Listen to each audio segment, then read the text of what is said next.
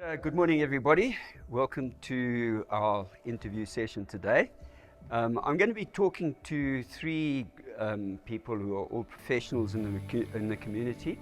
I'm very fortunate to be able to interview Liandi Janse van Rensburg. Liandi is a dietitian in Kokstad. She would describe herself as a clinical dietitian. She qualified with a BSc from the University of the Northwest, Potchefstroom.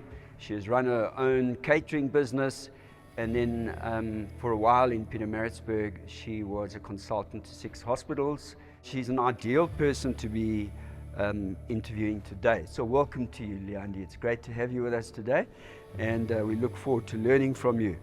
One of the things that we know that we've learned is that people with comorbidities are more at risk if they engage, if they become sick with COVID-19. Obesity is one of those comorbidities, and obesity is largely a diet issue. Yes. Can you tell us a little bit more on the technical side? What is it about obesity that causes you to be more at risk if you contract COVID-19? Thank you for having me. The four things, the first one is lower lung function that obese people have. And as we know, COVID-19 is mostly a pulmonary thing. Yes. The second one is the higher risk for infections. People who have more adipose or fat tissue get infections more easily.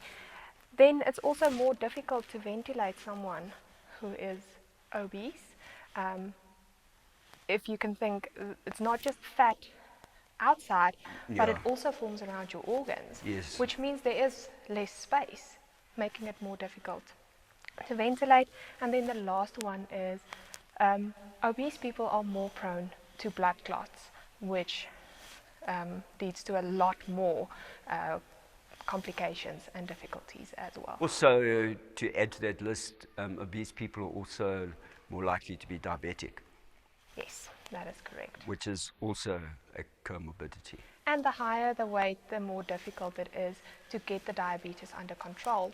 So it's not just people with diabetes, but more uncontrolled diabetics that is at higher risk. You know, judging from the interview with Dr. Brett Craig last week, the children in the group from 1-year-old to 15-year-old are actually, it appears statistically, less vulnerable in terms of contracting the disease. Yet, we know in our country that obesity amongst children is a big factor.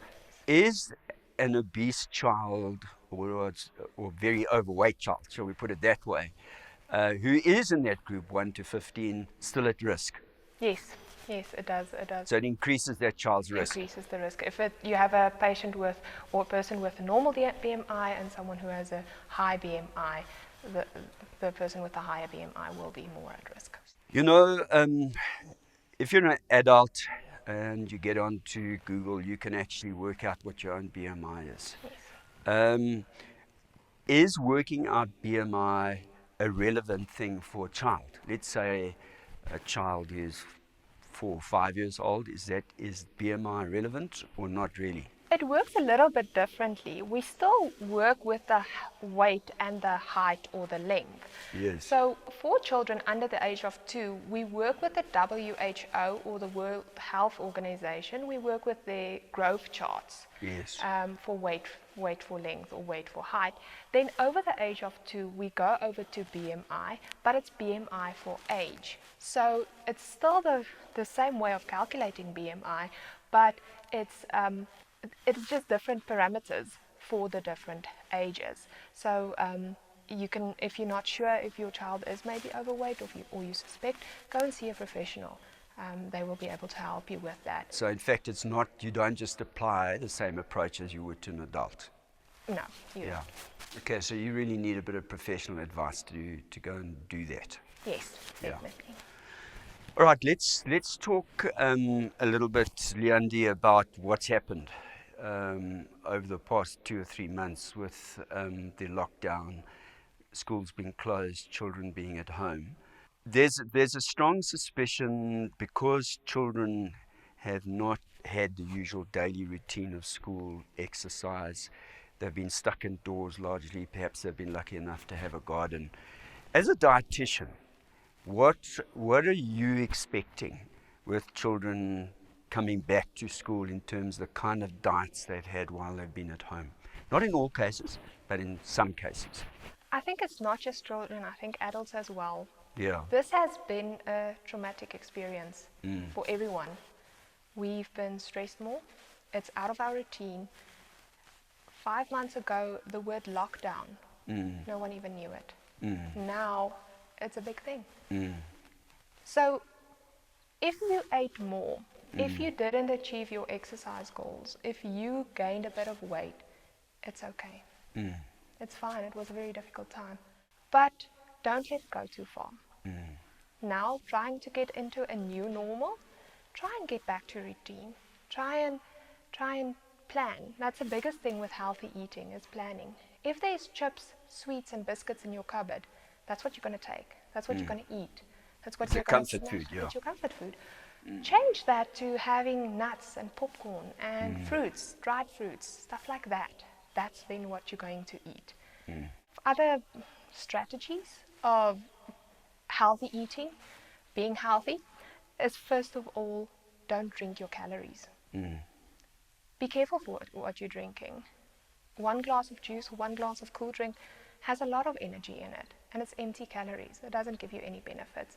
Stick with water, coffee, tea, stuff like that. You can add 1 teaspoon of sugar, it's not a problem. The second one is try and always go for whole wheat, high fiber, with the peel, with the skin, if possible, for your carbohydrates. Eat a ton of veggies. Now, my husband said it's impossible to eat a ton, but try. Eat a lot of veggies. There's so many benefits. It also boosts your immunity, keeps you fuller. Yeah. You can cook it different ways. You can make it delicious. Then you can also try and eat healthy fats. Focus on healthy fats. That would be your fats from plants. That would be like nuts, avos, olives, sunflower, canola oil, olive oil, but just stay away from coconut oil. That's not a healthy one. All right. And then the last one is exercise. Be active. Stay busy. Keep moving. Use the energy that you are taking in. With children returning to school now, effectively you are saying to parents, despite the ordeal of lockdown, we need to get back to a more strategic way of eating, proper planning, Yes. looking for the healthy foods, a lot of vegetables, and change the snacks away from biscuits to healthy stuff, dried fruit, nuts, that sort of thing. Yeah, even popcorn is a very, Yeah. very good snack. Yeah, excellent. So we shouldn't carry too much guilt about what actually happened during lockdown. No, if you've survived it, well done. Okay, well that's good to hear, and I'm sure that parents would be very pleased to hear that. Liandi, I want to just thank you for coming to talk to us today. It's been a delight to talk to you. Some really, really good advice that's come through, and I think my takeaway from this is perhaps things got into a bit of a jumble during Covid-19, but time now to get back to planned eating, careful eating, healthy eating. Yes, and don't feel like you have to punish yourself Yes. for what happened. Excellent. Take it day by day. Thank you very much. Thank you.